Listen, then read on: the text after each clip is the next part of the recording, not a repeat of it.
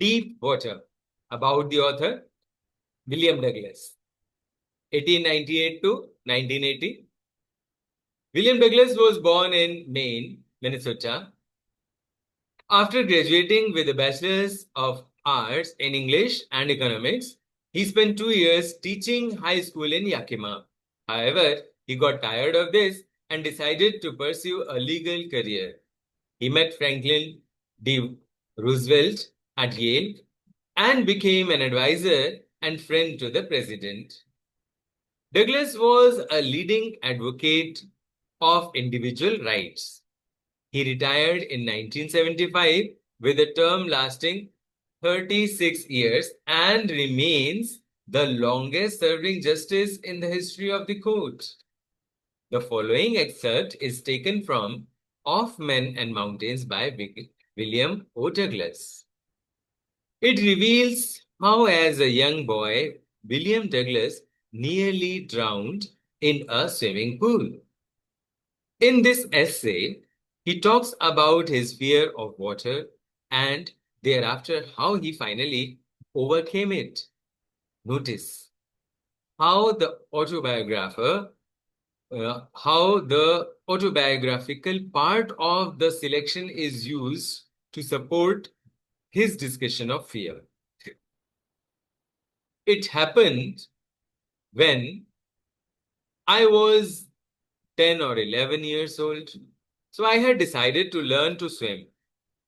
There was a pool at YMCA in Yakima and that offered exactly the opportunity means to swim. The Yakima River was treacherous. Mother continually warned against it. Means more often she used to tell about the accident and kept fresh in mind. And kept fresh in my mind the details of each drowning in the river. But the YMCA pool was safe. So it was only 2 or 3 feet deep at the shallow end, and while it was 9 feet deep at the other. The drop was gradual. I got a pair of water wings and went to the pool. I hated to walk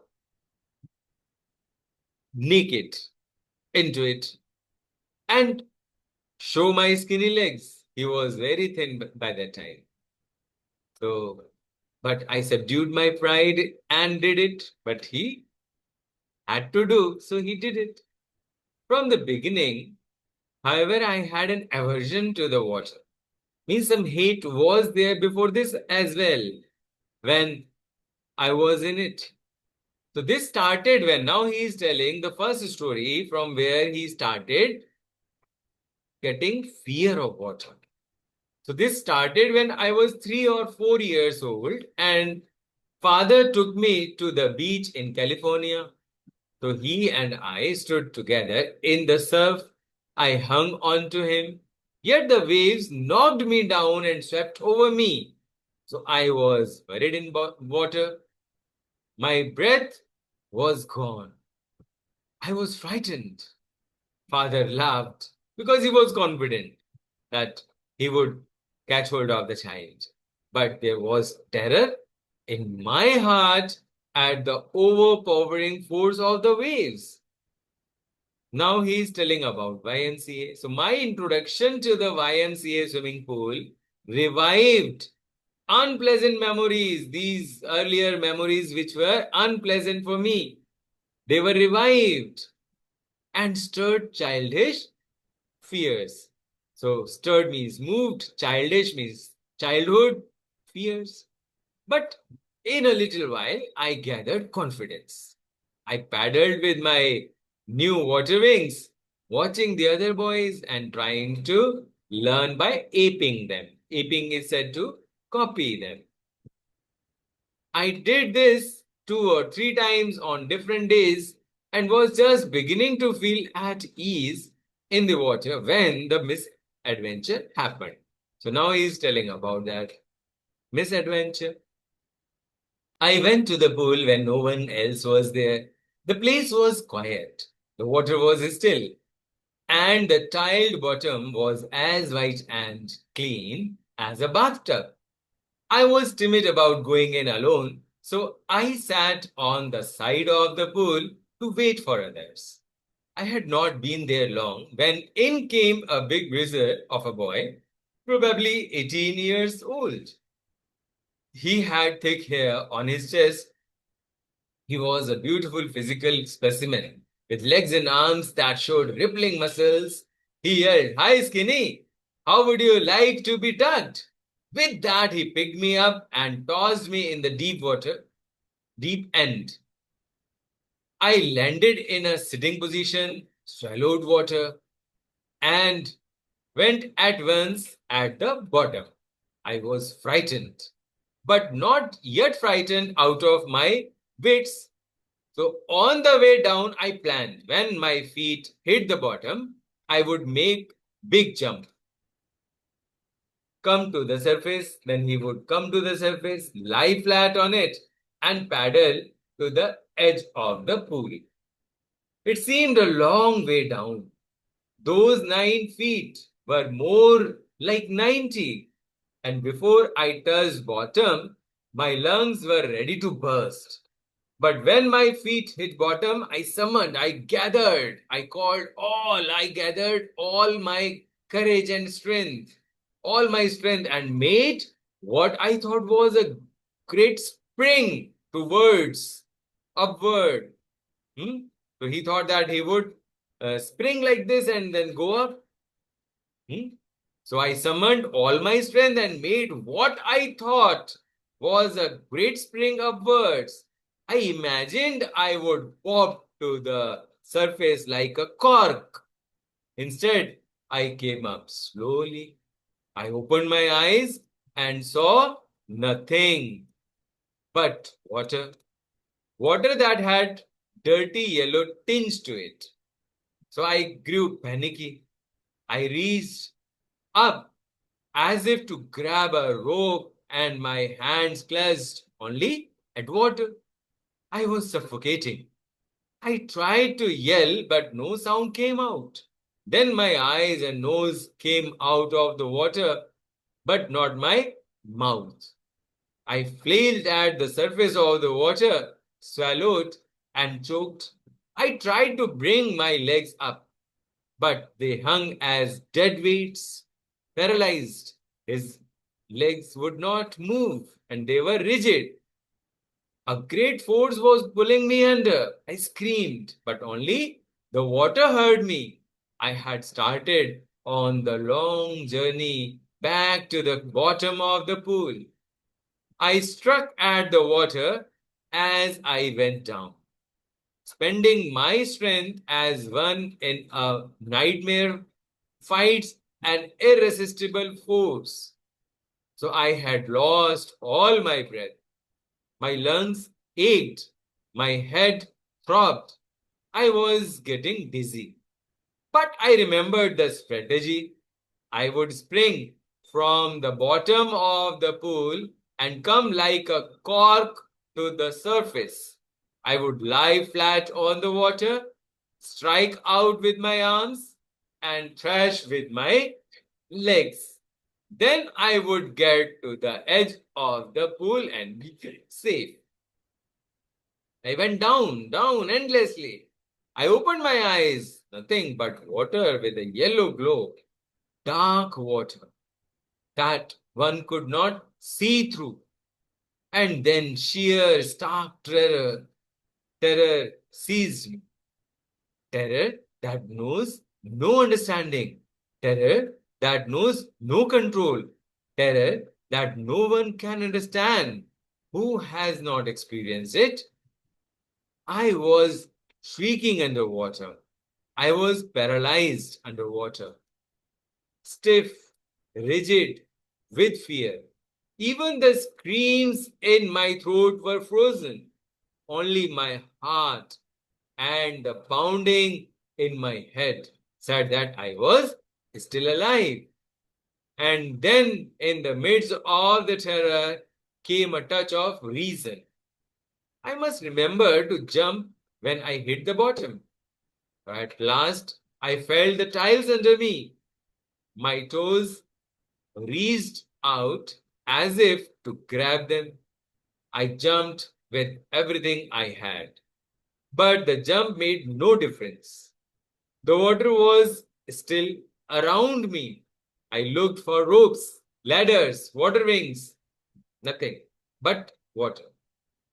A mass of yellow water held me. Stark terror took an even deeper hold on me, like a great charge of the electricity. I shook and trembled, and I shook and trembled with fright. My arms wouldn't move. My legs wouldn't move. I tried to call for help. I called for mother. Nothing happened. And then, strangely, there was light. I was coming out of the awful yellow water. At least my eyes were. My nose was almost out too. Then I started down a third time. I sucked for air and got water. The yellowish light was going out. Then all effort ceased. Ceased means stopped. I relaxed. Even my legs felt limp, and a blackness swept over my brain. It wiped out fear. It wiped out terror. There was no more panic. It was quiet and peaceful. Nothing to be afraid of. This is nice. To be drowsy. To go to sleep. No need to jump. Too tired to jump. It's nice to be carried gently. To float along in space. Tender arms around me. Tender arms like mothers. Now I must go to sleep. I crossed to oblivion, and the curtain of life fell. The next I remember, I was lying on my stomach, means he was alive. He did not die. Okay.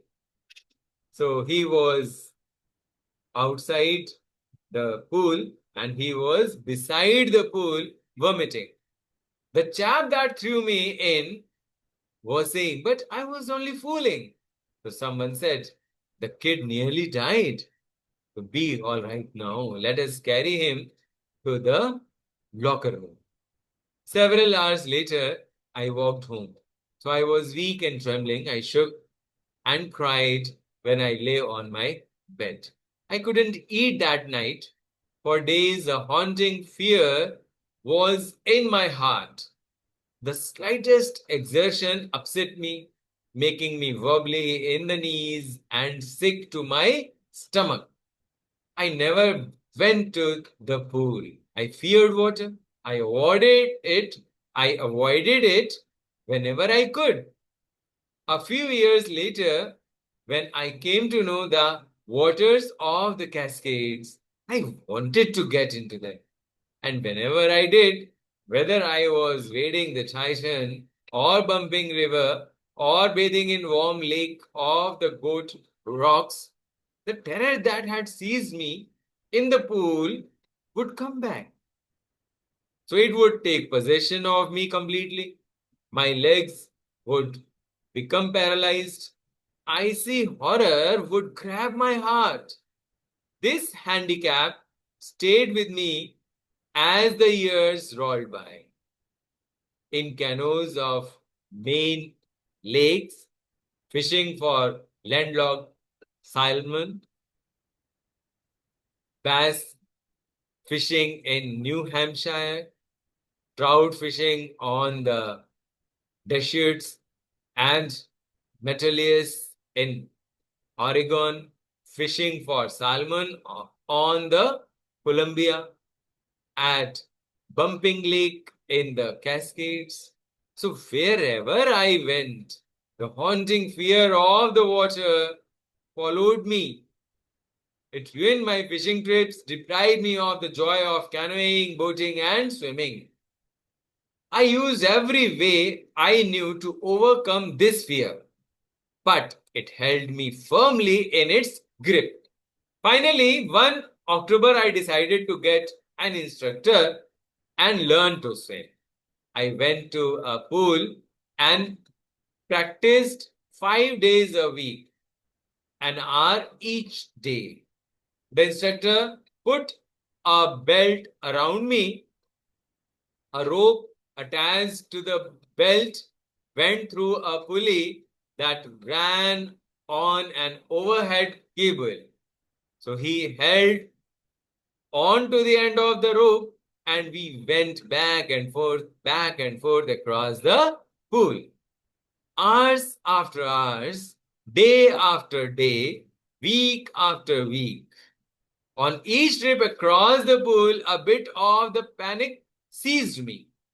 Each time the instructor relaxed his hold on the rope and I went under, some of the old terror returned and my legs froze. So it was 3 months before the tension began to slack. Then he taught me to put my face underwater and exhale, and to raise my nose and inhale. I repeated this exercise hundreds of times. Bit by bit, I shed part of the panic that seized me when my head went under water.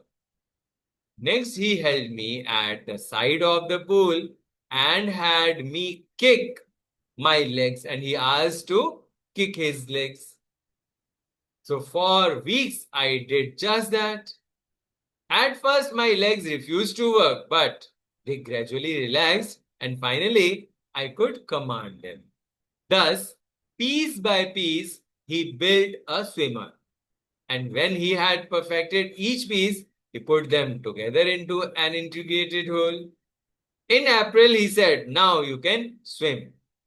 So dive off and swim the length of the pool, crawl through. I did. The instructor was finished, but I was not finished.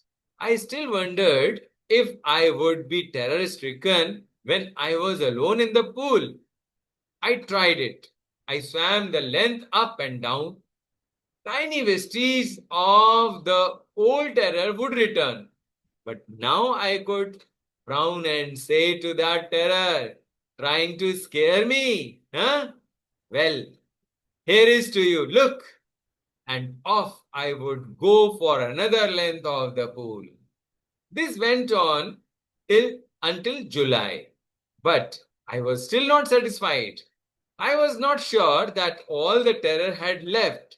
So I went to Lake Wentworth in New Hampshire, dived off a dock at Triggs Island, and swam 2 miles across the lake to Stampact Island. I swam the crawl, breaststroke, side stroke, and backstroke. Only once did the terror return, when I was in the middle of the lake. So I put my face under and saw nothing but bottomless water. The old sensation returned in miniature. I laughed and said, "Well, Mr. Terror, what do you think you can do to me?" It fled and I swam on. Yet I had residual doubts, but still somewhere some doubts were there.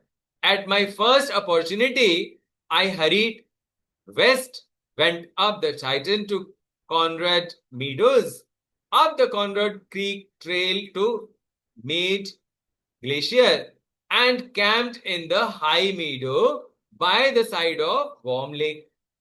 The next morning, I stripped, dived into the lake, and swam across to the other shore and back, just as Dude Corporon used to do.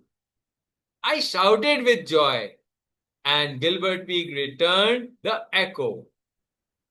I had conquered my fear of water. The experience had a deep meaning to me, as only those who have known stark terror and conquered it can appreciate. In death, there is peace. There is terror only in the fear of death. As Roosevelt knew when he said, all we have to fear is fear itself, because I had experienced both the sensation of dying and the terror that fear of it can produce. The will to live somehow grew in intensity.